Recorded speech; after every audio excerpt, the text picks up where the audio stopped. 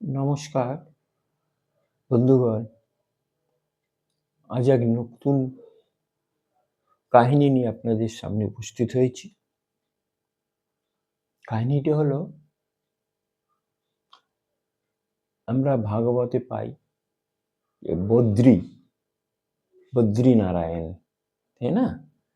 এই বদ্রী ক্ষেত্রের মহিমাটা কি? এই বদ্রী নামটা কেন হয়েছে এবং এই বদ্রী ক্ষেত্রের সঠিক মহিমাটা কি আমরা আজকে জানব। খুব ছোট সংক্ষিপ্ত মনোযোগ সহকারে শুনবেন। কি হয়েছে, একবার বিশালা ক্ষেত্রে গঙ্গা নদীর তীরে সনকাদি ঋষিগণ অবস্থান করছিলেন। বদ্রী নারায়ণ ভগবানের এক নাম বদ্রী বিশাল লাল। ঠিক আছে, বদ্রী নারায়ণ ভগবানের এক নাম বদ্রী বিশাল লাল। যে সকল বৈষ্ণবগণ বদ্রী নারায়ণ যাত্রা করেন তারা অবগত আছেন যে যখন সেখানে ভগবানের জয় জয়কার করা হয় তখন বলা হয় বদ্রী বিশাল লাল কি জয়।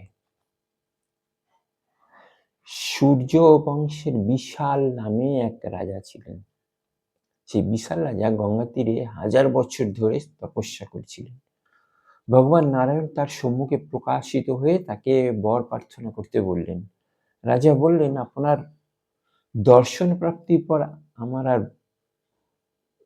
কি বর প্রার্থনা করব, আমি আর এইরূপ কৃপা করুন যাতে আপনার অখণ্ড দর্শন করতে পারি। ভগবান বললেন, তথাস্তু, তবু আমার ইচ্ছা যে তুমি অপর কোনো বর প্রার্থনা করো। রাজা বিশাল বর প্রার্থনা করে বললেন, এই তপভূমিতে আপনার অখণ্ড নিবাস। মানে কোন তপভূমি? যে বদ্রী নারায়ণের কথা বলছি। এই তপভূমিতে আপনার অখণ্ড নিবাস, আপনি যেন সর্বদা সদা সর্বদা সৃষ্টির থেকে সৃষ্টির প্রলয় পর্যন্ত, মানে এখন কলিযুগ, এখনো সেই চলছে তার কথা। তাই বলছি তপভূমিতে আপনার অখণ্ড, আপনি যেন এই তপভূমিতে থেকে যান। 1000 বছর তপস্যা করে আপনি আমাকে দর্শন দিয়েছেন, এইভাবে কৃপা করুন যেন এখানে এসে কেউ অল্প ভক্তি করলেও আপনার দর্শন শীঘ্র লাভ হয়। দেখুন কত সুন্দর, রাজার কত গুণ, কত প্রেম সকলের প্রতি। ভগবান প্রসন্ন হয়ে বললেন, কি সুন্দর বর প্রার্থনা করলে তুমি।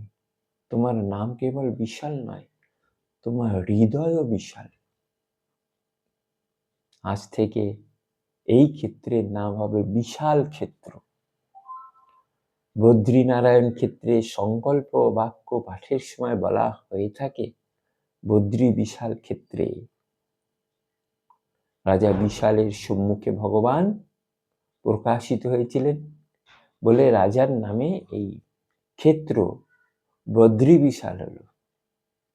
ঠিক আছে, আমরা জানতে পারলাম বদ্রী ক্ষেত্রের মহিমা। খুব সংক্ষিপ্ত কিন্তু অনেক মূল্যবান তথ্য এর মধ্যে আছে। আপনারা এইটা শুনে, যদি কেউ হয়তো শুনেছেন, যারা শোনেননি তারা কমেন্টে জানাবেন, এবং যদি ভালো লাগে তাহলে লাইক শেয়ার করবেন।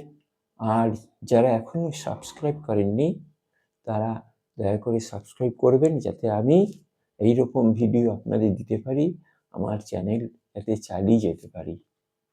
নমস্কার, আপনারা ভালো থাকবেন। আমি এখানে আমার বক্তব্য শেষ করছি।